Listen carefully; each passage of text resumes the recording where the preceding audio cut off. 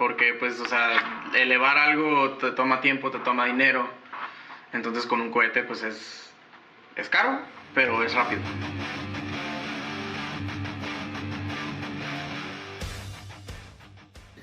Por ahí estaba hablando con varios colegas de la industria y al yo platicarles del término CANSAT, que es usualmente lo primerito que vemos en la parte de aeroespacial, dicen que es una tecnología obsoleta, que ya se vio en los 80s de antes. Sí, tiene mucho tiempo. ¿Tú qué opinas de eso ahorita en México? ¿Crees que es la innovación en México o crees que es lo primero? Acaban de lanzar un CubeSat al espacio los de México.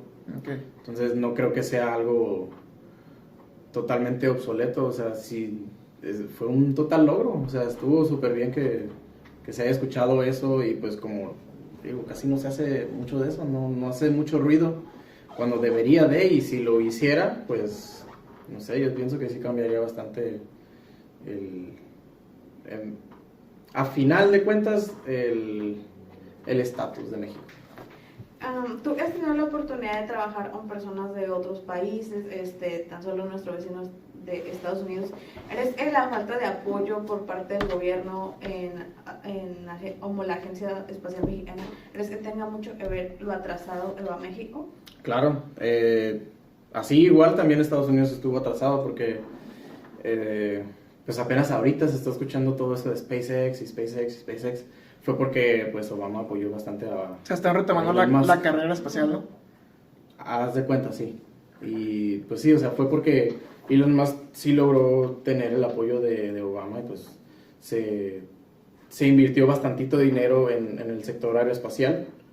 Pero pues también, o sea, también estaban ellos estancados, no había hecho nada y pues ya ahorita ya se está hablando de que otra vez volver a la luna y todo eso porque o sea, sí inclusive hasta Jeff Bezos, ¿no? Con su Blue Origin. Uh-huh. Que ya tiene ahí su... Sí, pues ahí están ya peleando ellos dos, Elon Musk y Jeff Bezos, pero pues de todas maneras están en apoyo, pues los dos, o sea, sí. no es así, es como te decía el otro día, o sea, no es de que sea una competencia de que no es Walmart, yo quiero ganarte y yo quiero ganarte, sino es una competencia de que pues tiene que existir, sí, pero nos estamos apoyando. Porque esta parte de Elon Musk, o bien su filosofía es tratar de salvar la humanidad, ¿no? Tengo entendido que es muy abierto a presentar proyectos que ayuden en lo que afecta a la Tierra, como la contaminación, como su compañía de Tesla, con carros eléctricos, o la parte de los paneles solares. Entonces siento que él más de querer lucrar o querer ser el mejor, porque al momento de liberar las patentes de Tesla, pues también ayudó a que otras compañías se involucraran, ¿no? en la parte de la electricidad. Uh-huh. Entonces, como tú comentas, pues no están peleados, pues públicamente sabemos que son compañías diferentes, entidades diferentes, pero yo creo que hasta tienen ahí un día para relajarse, para cotorrear entre ellos, ¿no? Sí, o sea, lo más seguro. Sí, también Elon Musk está trabajando en el sector gubernamental y él es el sector privado, también está apoyando bastante en ese punto. Sí, así es. Pues sí, o sea, sí, totalmente falta apoyo del gobierno. Muy bien. Porque pues sí entra todo lo político de que si quieren o que si no quieren y pues ya ves. Sí. Bueno, ya retomando el tema para no irnos por la tangente. Bueno, vamos a hablar de las variables que que son posibles controlar en los motores de cohetes. Sí nos fuimos bastante lejos en el tema. Pero está bien para crear un poquito de interés. De variedad también. Sí, de variedad, no ser tan cuadrados. Ok, bueno, entonces, ¿qué variables son las que se pueden controlar con tu combustible sólido? Me has de preguntar, Edric, y yo, pues muy buena pregunta, sí, te la voy a contestar. Es justamente lo que yo estaba pensando. Sí, exactamente. Entonces, las variables son presión, temperatura y tiempo de quemado. Por decir controlar, me refiero a que al momento de diseñar tu motor, puedes buscar un objetivo en esas variables. Por ejemplo, si quieres mucha presión o menos presión, si quieres mucha temperatura o menos temperatura, o que quieres que queme rápido o que quieres que queme lento. Todo esto se define durante la configuración de todo tu motor. Entonces, ¿qué factores se toman en cuenta para el diseño? Sería el tamaño y el peso de tu cohete, de tu vehículo. ¿A qué altura lo piensas elevar? Porque tienes una altura en específico que quieres elevarlo si tienes alguna misión, ¿no? Y qué tan veloz quieres que suba, si no te importa la carga útil o si etcétera, ¿no? Entonces necesitas ver la velocidad, la altura y el peso. Entonces, a partir del tamaño de tu cohete y del peso, tienes pues el diámetro de tu cohete. Entonces, ese diámetro de tu cohete es el límite del diámetro de tu motor. No puedes hacer un motor más grande que el cohete, o sea, no va a caber. Entonces, puedes hacerlo de diámetro regular o del mismo diámetro del mismo cohete. Y este último concepto se le conoce como diámetro mínimo y pues las ventajas es de que va a subir mucho más alto que cualquier otro motor de otro diámetro. Y cualquier otro diámetro es el que se le conoce como regular, es un diámetro regular. Uh-huh. Teniendo ya tus dimensiones de tu cohete, sabiendo lo que pesa en total y las dimensiones, los diámetros, etcétera, con relación a ese peso, defines la altura a la que quieres llegar. Para eso necesitas saber el empuje de tu motor. Usualmente, ¿cuál es la altura o la altitud que se maneja, no? No hay ¿No hay un límite? Ajá. O algo que sea regulado. El cielo no es el límite. O sea, no está regulado por alguna ley. Bueno, claro. Alguna norma. No, sí debe haber ahí regulaciones. Ajá. Y también depende del lugar donde lo vas a lanzar. Hay lugares específicos para hacer experimentos de ver qué tan alto va a llegar. Y lo puedes hasta sacar al espacio. Con sus debidas ventanas y margen que te dan, con medidas de seguridad. Me imagino que por el mismo tráfico aéreo, ¿no? O sea, quiero pensar que es por eso, ¿no? O sea, que pues no vaya a ser... tráfico aéreo y a lo mejor hasta de satélites. Ok. O sea, no sabes qué tan alto. O sea, yo no puedo lanzar un cohete aquí afuera del Beat Center. No, claro que no. ¿No? No, pues, o sea, hay una regulación que te dice si estás cerca de edificios, tienes que tener tanto de radio, si estás en calles, tanto de radio, etcétera. Y si has campo abierto, pues otro tipo de radio. Entonces, te decía que también tienes que fijarte de satélites, pero pues obviamente no, hasta ahorita, un cohete así elaborado por estudiantes o por hobbyistas no ha llegado a órbita, para nada. Sí han llegado al espacio, pero no a órbita, entonces... Okay. O sea, te refieres a órbita de que llega y se cae ahí mismo, ¿no? O sea, no es como que se la pasan dando vueltas y vueltas y vueltas. Sí, no. Porque, o sea, para que... O sea, un satélite está en órbita, siempre, ¿no? No puede estar así nomás. Pero igual tiene cierta velocidad, ¿no? Porque tengo entendido, y lo que yo entendí en la carrera... A ver, enséñame. Es que cuando un objeto, satélite, como se le conoce usualmente, está en órbita, es porque tiene cierta velocidad y siempre está en caída libre. Claro. Y está orbitando, ahora sí que la Tierra, ¿no? Sí. Entonces... Sí, esa mínima altura de órbita pues tiene una mínima altura. Okay. Entonces, llegar al espacio no necesariamente es llegar a la altura de órbita. No pasa eso. Entonces, pues sí, no hay problema con los satélites. Nada más, sí, mucho cuidado con los aviones, con cualquier tipo de aeronave, lo que sea. Y también, si vas a subirlo a cierta altura, pues qué radio tienes de caída. Por eso te digo, son lugares especiales para ese tipo de vuelos tan extremos. Pero no, de todas maneras, a partir de los, ¿qué serán? Los 5,000 o 10,000 pies, hay lugares que tienen su techo de límite, que te dicen, ok, aquí en este lugar no puedes volar más de 5,000 pies, o no puedes volar más de 10,000 pies, etc. Entonces, te digo, no hay así como que una altitud promedio o regular que dices, pues todo el mundo lo vuela tanto, pues no hay. Eso ya se deja para las competencias y... Ajá, puede ser de competencias de que te dicen, ok, quiero que lo subas a tal altura y pues tienes que llegar a esa altura, exactamente. Correcto. Entonces Oye, sí, no hay... ¿Y será que, por ejemplo, una persona, hipotéticamente hablando, tiene una computadora del futuro y tiene todos los cálculos materiales para construir un super mega cohete que llegue a cierto lugar del espacio? Puede ir a este lugar que no tiene pues ningún tipo de confinamiento para lanzarlo y puede lanzar su cohete sin que el gobierno de Estados Unidos, el de China, el de México le diga algo. No, porque ya también O sea, sí hay política espacial. Ok. Entonces no puedes simplemente aventar algo al espacio nomás porque sí. O sea, no puedo construir un cohete yo, Edric, y decir, Edric Uribe llegó a Luna. No, ¿No? no se puede. ¿En qué nos quedamos? Mencionar las variables.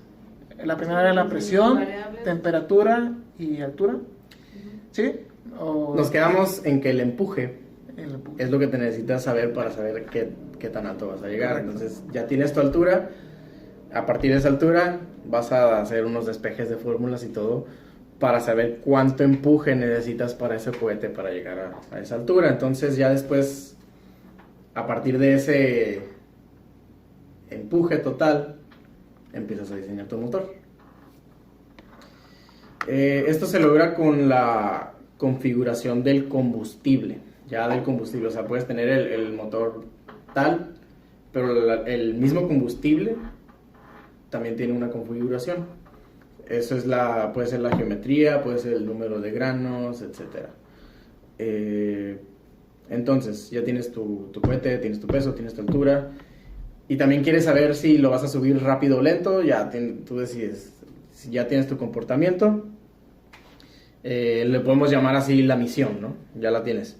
Entonces, lo que tienes que hacer para definir tu motor es definir la configuración, que es la geometría del cohete, cómo lo vas a moldear, del combustible, perdón. Cómo vas a moldear tu combustible, el número de granos, la longitud de qué tanto combustible, el diámetro, las dimensiones de la cámara de combustión, que sería el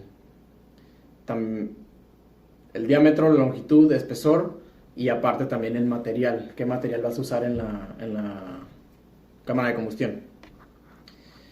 Y pues vamos a comenzar con la configuración. Todos los motores de combustible sólido, todos, hasta los que se iban al espacio, los boosters, están separados en segmentos. Bueno, no todos, porque hay unos de hobby que están así, que es un solo segmento. Pero por lo mismo, o sea, esos cohetes gigantes también están separados en una cantidad específica de segmentos, porque ese número de segmentos afecta el comportamiento del quemado del combustible, afecta la presión y pues por ende afecta el empuje. Y estos necesitan, te digo, cierto comportamiento. Por ejemplo, si tienes un motor que mide 30 centímetros de largo, lo divides en dos segmentos de 15. Y este se va a comportar completamente diferente a un motor de 30 centímetros que lo dividiste en tres segmentos de 10. Tiene un comportamiento totalmente diferente que ya está establecido por algunas gráficas estandarizadas, que dice si tienes 3 granos se va a comportar así, si tienes 2 se comporta así, si tienes 1 se comporta tal. Entonces, te digo, esto lo que influye es en el área de quemado. Entonces, entre más área, más volumen de gases, etc. Entonces hace más presión, más temperatura, más velocidad. Entonces, todo eso es lo que afecta el tipo de quemados, tipo caliente, rápido, mucha presión, etc. La geometría se refiere a el área transversal del cohete, del combustible otra vez. Este puede ser un cilindro hueco con un hueco en el centro. El hueco puede ser circular, en forma de estrella, en forma de H, en forma de asterisco. Puedes darle literalmente la forma que tú quieras. Puedes hacer el hoyo. También puedes dejarlo sin ninguna figura y que sea un combustible, un cilindro sólido. Y este último se llama end burner porque cuando pones la mecha la pones a través de todo el hueco que le creaste y es hasta el tope. Pero pues si no tiene hueco, pues es hasta ahí, hasta donde comienza el combustible. Y por eso se llama end burners, porque empieza a quemar desde el final. Los otros todos queman de adentro hacia afuera. Uh-huh. Pero de todas maneras, a final de cuentas, los gases salen por el escape de abajo. Entonces, estos segmentos de combustible, ya con su geometría definida, longitud, diámetro, área transversal, esos se les conocen como granos. Cada segmento se llama grano. Entonces un motor de 3 granos, un motor de 4 granos, etc. Cada uno de estos diferentes granos, para cada figura transversal estandarizada, porque también las figuras están estandarizadas, no es, o sea, sí puede ser la que sea, pero hay unas que ya están estandarizadas y pues toda la gente se basa en eso, todos los que hacen combustibles se basan en esas figuras. Existe una gráfica que describe su comportamiento, o sea, el comportamiento se define por la figura y por el número de segmentos. Ahora la geometría, el número de segmentos, longitud total de combustible, y suponiendo una cámara de combustión y tobera ideales, define el comportamiento final del motor, el empuje aproximado y su tiempo de quemado. A partir de estos datos, si obtienes una presión o temperatura que excede los límites de tu material, de la cámara de combustión, o el factor de riesgo al que tú estás acostumbrado a manejar, por ejemplo, si manejas 1.5 o 2, lo que sea, si pasa ese factor de riesgo, lo último que queda queda por jugar es con la tobera. Ya tienes tu material, todo, lo único que puedes ahora modificar es la tobera. Entonces, la tobera también es todo un tema complejo, completo, pero así a rasgos rápidos, mientras mantengas los parámetros ideales de los ángulos y longitudes, etcétera, puedes jugar con el diámetro, el puro diámetro de la garganta de la tobera, que pues es la parte pequeña que donde converge los ángulos. También suponemos que estamos utilizando una tobera convencional que es convergente y divergente, y ahí puedes liberar o crear más presión al definir un diámetro más grande o pequeño. Entonces básicamente lo que comentas es que en un cohete puedes utilizar diferentes configuraciones de tobera, o sea, no siempre es el mismo. Sí, no siempre tiene que ser la misma tobera, hay motores del mismo tamaño con toberas diferentes. Okay. Porque es con respecto al combustible, a la configuración del combustible y la presión que necesitas, el comportamiento, y pues también para tener variedad, para si necesitas una misión rápida o para una lenta. Para personalizarlo, por así decirlo. Se puede decir que sí, para personalizarlo. ¿Y estos conocimientos dónde los obtienes? O sea, ¿cómo...? Todo está gratis en internet. Ok, o sea, tú buscas tobera, cómo construir tobera 1, tobera 2, tobera 3. Sí, toda la información de todo lo que ya está establecido de fórmulas y todo, ya está en internet y está gratis. ¿Para público en general? ¿O sí, está como totalmente. Científico? Hay artículos, hay documentos en PDF gratis. O sea, no tienen que estudiar ingeniería especial para eso. No, nada que ver.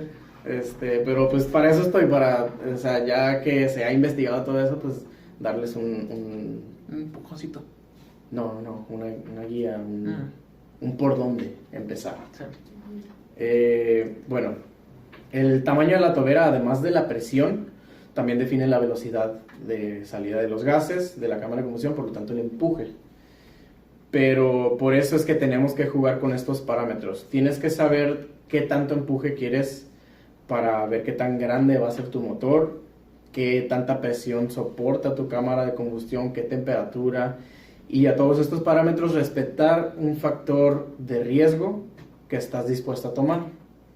Porque, por ejemplo, puedes subirle la presión todo lo que puedes, a todo lo que da, y la velocidad que te arrojan los cálculos será impresionante, y pues, lo quieres así súper rápido y todo, pero resulta que la temperatura ya subió demasiado, haya excedido tu factor de riesgo, y pues probablemente también la presión. O quieres subir la temperatura para el tiempo de quemado, y que el empuje al inicio de la gráfica sea pues potente, pero te excedes y el material no lo soporta, se deforma, la presión tiene un cambio, al momento de que se deforma, cambia el área, y entonces tiene el volumen de quemado es diferente, va a tener un cambio abrupto que no está uniforme, y al momento de acumulación o liberación pues puede ocasionar una catástrofe. Y todos estos parámetros, si no se definen con un factor de riesgo positivo, lo más probable es que explote. Entonces, cuando veas un cohete explotar, probablemente fue de que se acumuló presión o se liberó presión. ¿Y qué tan común es que el cohete más- explote? Pues, bueno, que un cohete depende de qué tipo. Ok. Comercializados es muy poco probable que exploten porque, Sí, porque ya están aprobados. Sí, están estándares. certificados, sus están pruebas. estandarizados, todo su proceso está estandarizado, todo ya está así, pero si alguien lo hace de experimento, quiere crear un combustible, si no se siguen estos parámetros, pues claro que es muy posible que haya una catástrofe. Y se llama catástrofe porque se llama CATO, que es catástrofe after takeoff. O sea, empieza a volar y pum, explota. Ok. Entonces, después de que explotó, después de que se elevó, explota. Ese es el CATO. Lo menos feo que puede pasar es que simplemente la presión no sea suficiente como para acelerar los gases y que se eleven, nomás así como que y ya, no se elevó. Eso es lo menos feo O sea, que en puede pasar. tu experiencia, ¿cuál ha sido el cohete que menos se ha elevado del suelo? O sea, digamos, Pues el que menos y el que más ha sido el mismo porque por fin pude hacer un combustible y no tuvo la presión suficiente porque no le puse tobera bien, Ok. o no le puse tobera más bien, pues no generó la presión necesaria, pero o sea, todo eso sí lo se sabía. levantó o no? Sí, se levantó, se levantó un poquito, pero yo sabía que no iba a ¿Hasta suceder algo bueno. ¿Cuánto fue la altura que alcanzó? Unos 10 metros. 10 metros y ahí quedó. Ese fue uno y el otro subió como, ni siquiera salió del riel. Oye, ¿y qué pasa con esos 10 metros? Porque supongo que tus cálculos se estiman que el periodo de combustión se genere conforme vaya subiendo. Pero al momento de subir 10 metros y de ahí se caiga, ¿qué pasa ahí? ¿El cohete cae y explota? ¿O qué pasa con esa presión, ese combustible que aún no se ha quemado? Tiene que quemar. Se va a seguir quemando. Pero se quema en el aire, se quema en el suelo. Pues se quema en el suelo y si tiene suficiente empuje va a andar ahí volando por todos lados. Va a haber un show de humo que pues ahí no... O sea, ¿y puede no ser hay peligroso? mucho.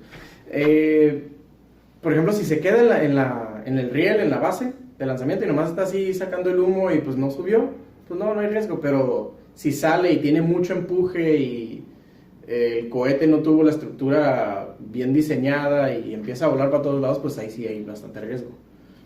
Por eso, para estos vuelos son experimentales, hay lugares especiales, no puede ser así nomás en un lugar, el que sea, o un lugar para ¿Cómo qué lugares? certificaciones. Mencióname tres lugares. 3 lugares, hay uno en San Diego, no en San Diego, en Estados Unidos, en California, que se llama FAR, Friends at Amateur Rocketry.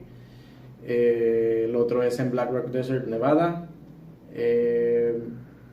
Y otro, no me acuerdo dónde es, pero es Pues inclusive ustedes hicieron aquí en México, ¿no? casi siempre todos son en lagunas secas. Ok.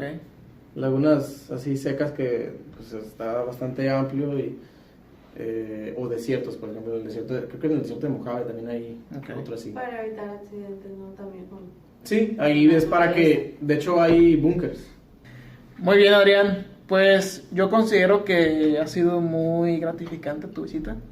Gracias por tantos conocimientos aprendidos. Gracias por tenerme aquí. Vamos a pasar a la sesión de preguntas y respuestas. La primera de ellas, ¿cuál es el futuro de este campo en 5 años? O sea, ¿qué es lo que tú esperas lograr en 5 años?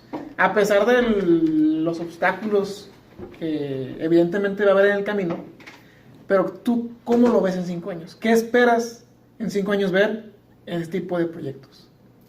Mucha gente involucrada y no es que simplemente lo espero, es que creo que sí va a pasar. Va a haber muchísima gente involucrada. De hecho, ya vamos a comenzar ahorita en mayo. Ya vamos a empezar a certificar a personas mexicanas, así, pues ya va a empezar a haber movimiento ahora sí. Sí. Bueno, Adrián, y tú ahorita, aparte de este tipo de proyectos, ¿a qué organismos representas? ¿A qué empresas? ¿O trabajas solo? Tengo ahorita una compañía que se llama Tradis Educational Technology, pues con esa también vamos a guiar a las personas a las certificaciones, vamos a ¿Qué ofrecer tipo de cursos. certificaciones? Más que nada ahorita de esas de Trípoli, o sea, vamos a guiarlos a Trípoli, Ok. que es para certificarlos para el manejo de O combustible sea, ¿tú sólido. ahorita representas a Trípoli, México? Sí, soy secretario de Trípoli, México. Y este organismo Actualmente certifica, lanza nivel cohetes. Así que para crear un poquito más de contexto, o sea, ¿cómo funciona? es una organización sin fin de lucros para certificar a cualquier persona que esté interesada en el hobby de cohetería amateur. Muy bien. Y se trata de 3 niveles, nivel 1, nivel 2 y nivel 3, que son de manejo de motores de clase H a la O, con sus respectivos rangos de niveles, con ciertos retos dentro de la certificación. Muy bien. Y también tengo entendido que también tienes un canal, ¿no?, de YouTube llamado RedTag. Ahorita tengo un canal que se llama RedTag.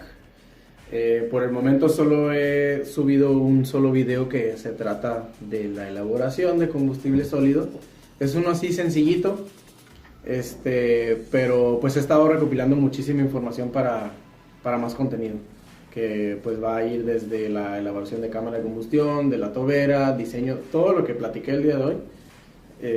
Todo eso viene en los proyectos de RedTag. Entonces, como les digo desde hace rato, es información totalmente gratis que viene en internet, y yo también la voy a dar totalmente gratis. O sea, la voy a poner en YouTube, cualquiera lo puede llegar a ver y todo, y pues todos son bienvenidos a este hermoso tema. Retomando la respuesta que diste, Edric, que mencionabas mucha más gente involucrada, pero ¿qué tipo de gente a ti te gustaría involucrar o que se involucrara? Gente que lo tome por hobby, jóvenes para darle un sentido más científico, para la investigación, Pues el desarrollo en México. mi interés sí es más hacia los jóvenes, Ajá. hacer una comunidad de gente de cohetería, pero pues claro que son bienvenidos de todas las edades. O sea, puede ser señores, señoras, muchachos, muchachas, jóvenes, jóvenes.